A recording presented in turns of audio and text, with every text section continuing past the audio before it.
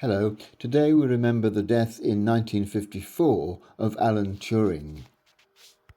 He was best known for his work in cracking the Enigma code, which was the way in which the Germans communicated with each other, German warships, during the Second World War.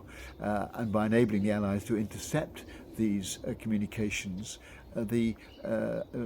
many hundreds, if not thousands, of Allied lives were saved. And Alan Turing later became prominent in the development of computer sciences and sadly died at the very young age of 44. But he, earlier in his life, was very worried in the early 1940s about the possibilities that the Germans might invade this country.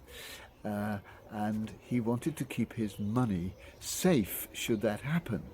And so he bought 2 gold bars worth something like £8,000 and buried them in the woods near Bletchley Park where he was working, and invented for himself a code that would enable him, when it became safe again, to find the bars that he'd buried and to recover the money. But when it came to do that, he found he couldn't crack the code that he himself had invented to tell himself where he'd buried the vase. So he lost that money. It seems to me to be a story about how our anxiety can be undermining, because his anxiety about his money meant that he never actually was able to use it.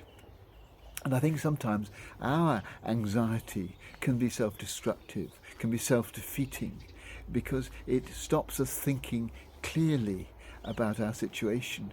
Anxiety is a thing which sort of comes up on us very suddenly sometimes, and immediately we stop thinking clearly.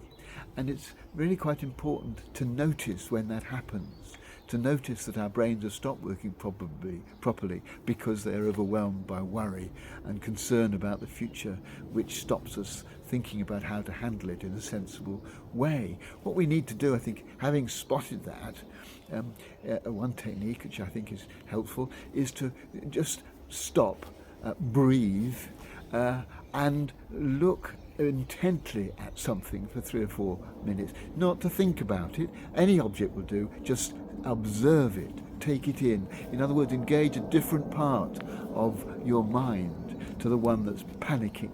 And then coming out of that exercise, often we think much more clearly about what to do next. Anxiety can be quite destructive, as it was indeed in that instance for Alan Turing, and I think we need to observe when that kind of panic is taking us over and make sure we stop it so that we can revert to our normal, proper ways of thinking and allow ourselves to see sensible ways forward, not influenced by over-anxiety.